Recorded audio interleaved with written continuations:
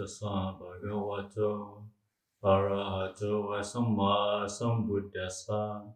Namo tassa bhagavato arahato samma sambuddhassa. Namo tassa bhagavato arahato samma sambuddhassa. Buddham Dhammam Sangham Namassami.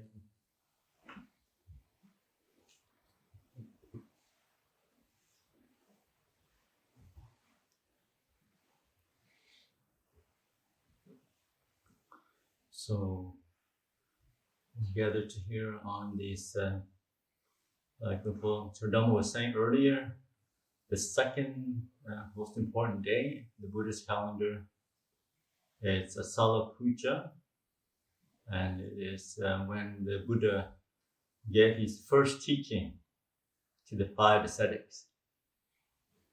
And it is one of the most significant event of the Buddhist calendar, because obviously the Buddha, being a very special person, he became enlightened by his own efforts, and then he spent like the 7 weeks in bliss, reflecting on the beautiful experience of Nibbana.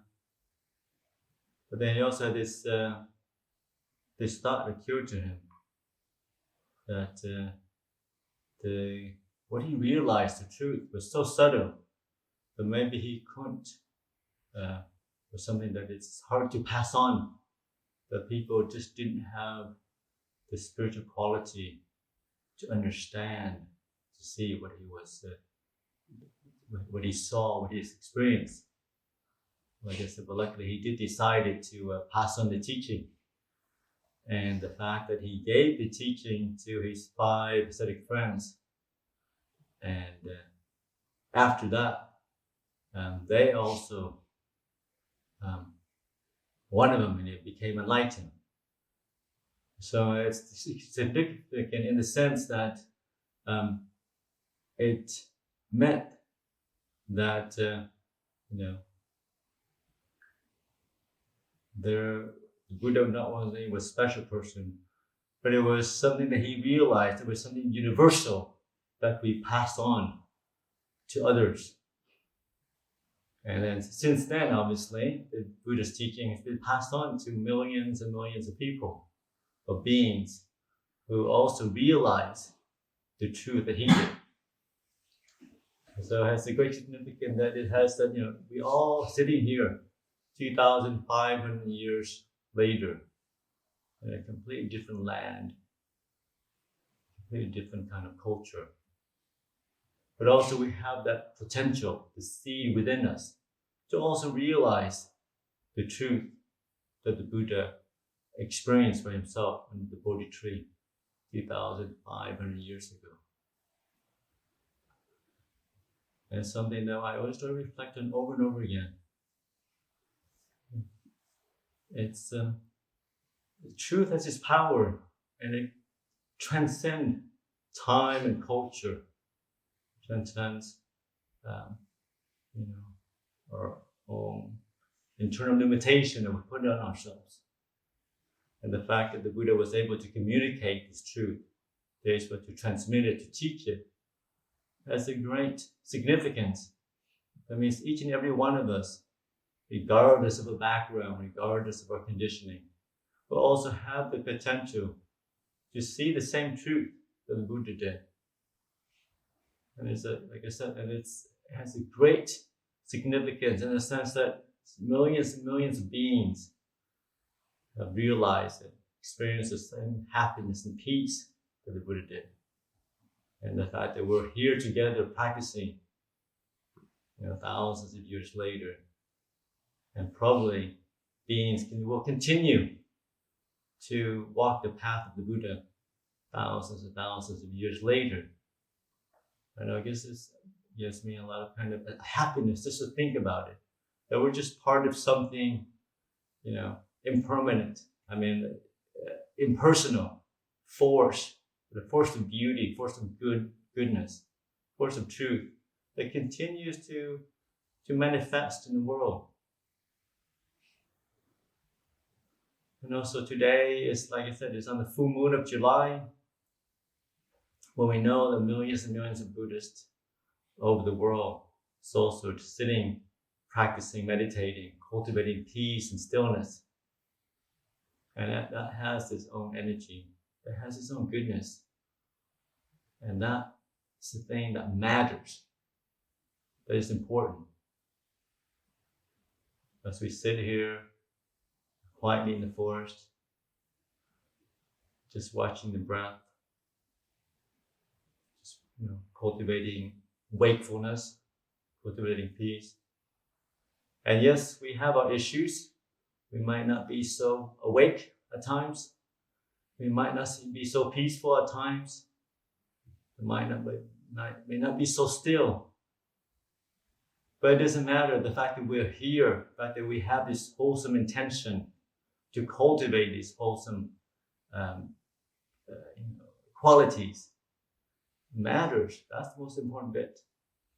As long as we incline towards peace and stillness, incline towards wholesome qualities, as long as we're cultivating that, then those qualities, those things will manifest in the mind, will manifest in the world.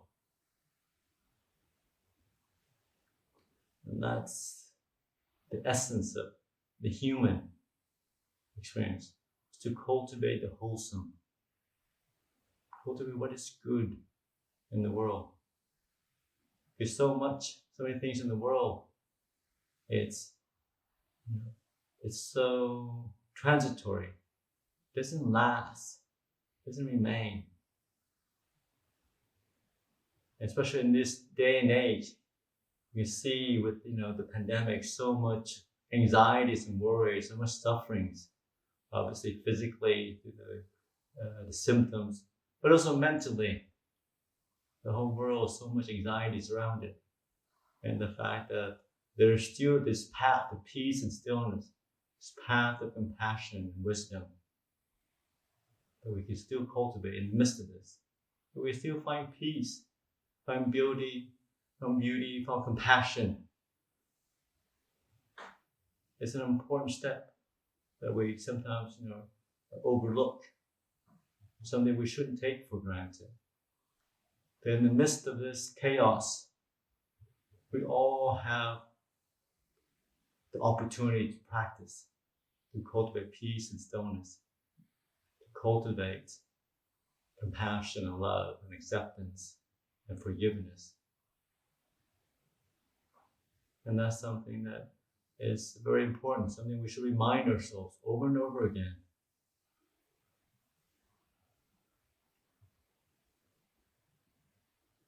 And also this day, especially because it is not quite the rains yet, but we're on the doorstep of a 3 months rains retreat.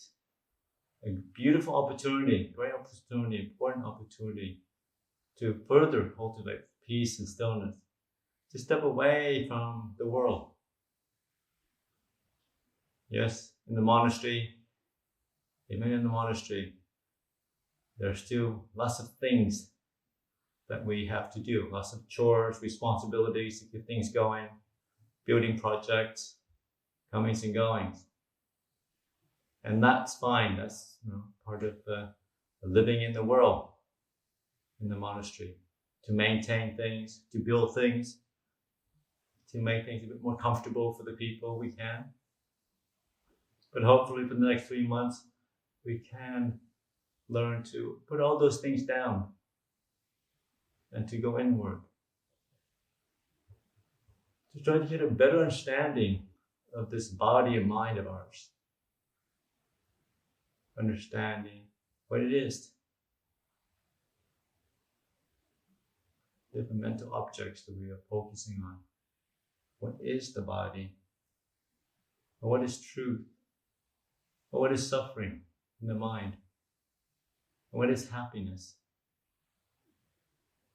So hopefully we'll spend the next, you're not here for the whole 3 months, next few weeks, putting things down, allowing things to be more still, cultivating a bit of awareness, present awareness, a bit of understanding. What is it we take to be a self? What is it we take to be your body or your mind? What does it feel like when we leave the world behind us and come to the present moment? And I think this will be my 21st or 22nd race retreat. It's always different every year. I always find to be, it's not always pleasant, but always meaningful and interesting. Always find little things about yourself that you didn't see before. Different aspects. I find this be but also winter here is beautiful. The waters are out. Not raining so much. Weather's cool, which is conducive to meditation. As long as it's not too hot inside. And there's hopefully not too much work activities. But as always, there's always a bit of a surprise, a bit of uncertainty with the water heater, of course. But hopefully that won't last too long. But hopefully, like I said, it's part of the practice. And like I said, the reading we've been doing the whole week is about, uncertainty, impermanence, and working with that. So everything is always not sure. Yes, we are inclined towards peace and stillness, but also we have this openness to adapt to the challenges of living in a world that changes. Hopefully to the challenges of being in the body of ours that also changes. That's not so dependable at times. Also the challenges of being with the mind of ours. That's also not so steady at times. But that's okay, as long as we have the frame, the perspective of the Buddha's teaching of acceptance, impermanence, acceptance, uncertainty, acceptance, reality as it is, things as they are, not things as we want them to be. Yes, it'd be nice if we have this beautiful water heater that works all the time, forever. But of course, it breaks just the day right before the race retreat starts. When we're telling like, we gotta wrap things up. But that's the way it is. It's always, like I said, you can say, that's because Buddha Dhamma, it's an old monastery and everything breaks down. No, that's not true. I come from a very nice monastery, Parinyana. Things break down there all the time. And they got lots and lots of people looking after everything. And that's just the nature of human experience. Nature of living in this world.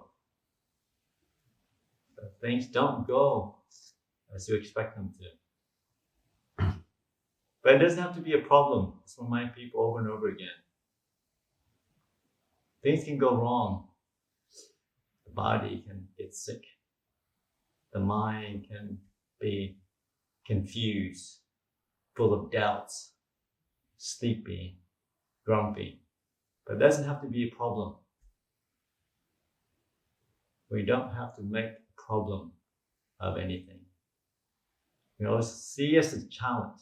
How do I work with this? How do I work with this mind of mine that doesn't want to settle down? That's kind of grumpy and whining away. How do I work with that? How do I work with this body of mine that is getting older and older by the day? And that's fine. That's just a natural phenomenon.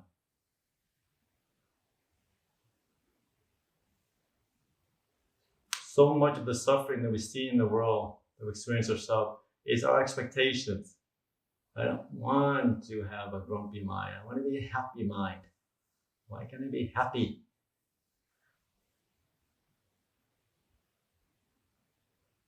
So expecting that we should never be unhappy, expecting that we should always have a clear mind. Because when I meditate on hours and hours and years already, I should always be happy. and never experience jealousy, grumpiness, pettiness. No, just see it. And not to say it's so important. Yeah, this is a grumpy mind coming up. This is an anxious mind. This is a doubtful mind coming up.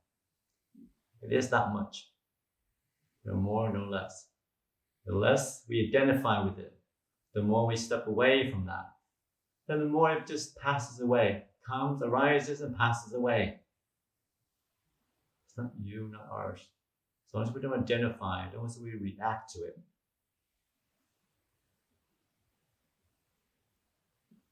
So as we enter the rains retreat, going towards it, we say more tomorrow. But like I said, it's a time, it's a time or two also to look inward, but it's also a time for a bit more restraint. Less talking, eating less, hopefully sleeping less. But hopefully it's a natural thing. And experiment with different kind of ascetic practices. You'll see some people will probably say, some people will do not lying down for a certain period. Some people will put everything in their bowl. Some people will eat very little. So different kind of experiment to see, what happens when you try different things. But I always want to remind people, whatever it is that you're undergoing, whatever practice that you're doing, just remember the purpose. This to rub away a sense of self. Okay, so it's not so important that you fast so much. It's not important that you don't sleep or don't lie down for weeks at a time. How do you fade away? How do you just blend into the community and not make a thing, a person, a personality? How do you just walk into a room and just be with people? No one notices and you fade away. The other type, when you're in the room, people are going to be aware of so-and-so is in the room. You just be aware of that. How do we just fade in, blend into our environment, fit in, do what's necessary, do what's helpful, then fade away. And that takes awareness, mindfulness. Ability is just to be present. To also, to know what our state of mind is, but also to be aware of people around us. How do we fit in a way that is useful, helpful to the community? How do we work together, learn to work with each other that are very different than we are? And that's something that's also not to be taken lightly. It's maybe kind of, you say, paradoxical. Well, I'm supposed to be going inward, so I don't really care about other people, what they're doing.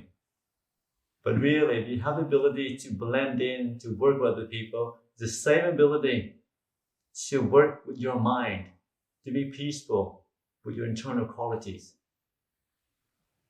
If you can't live with other people, I guarantee you can't live with yourself either. But if you learn to live with other people, you can live with yourself. You can embrace obviously the beautiful qualities, but also you can also embrace the not so beautiful qualities, not so beautiful sides of ourselves that we rather not see. You can learn to accept it, to work with it.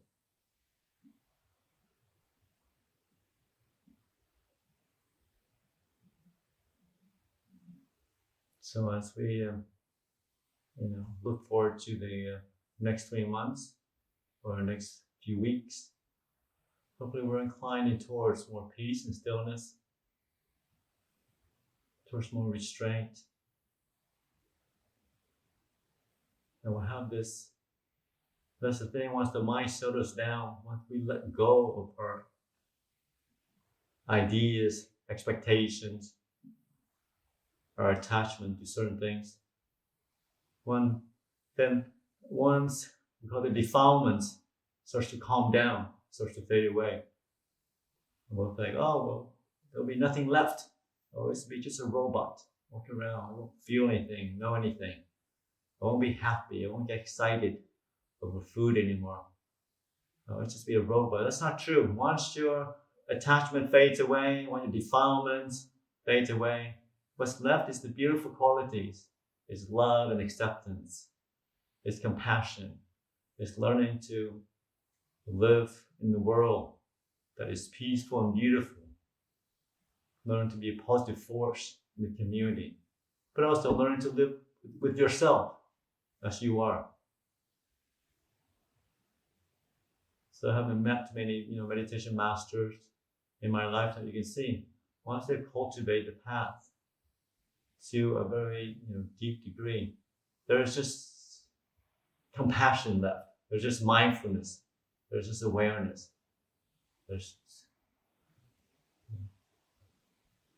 you get a sense there's not much left in that person, but what's left is very beautiful and precious. And that's something, that's a great inspiration for each and every one of us to aspire to be a life of positive influence, to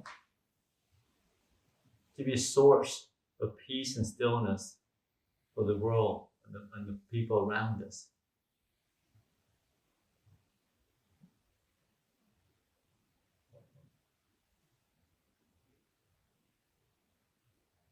So on this full moon in July, recollecting the first teaching of the Buddha, recollecting the whole heritage of the forest tradition over many years, recollecting our own commonality as human beings, that we all have the potential to realize ultimate liberation. And that as long as we focus, as long as we don't give up, as long as we maintain our momentum, as long as we incline towards peace and stillness, incline towards love and acceptance, and those qualities will develop on their own. And our path of practice is always a path of increasing happiness, increasing sense of peace and stillness. And just not for ourselves, but also for the people around us. And it's something that the world sorely needs, not only now, but also in the future. So I offer that for your reflection this evening.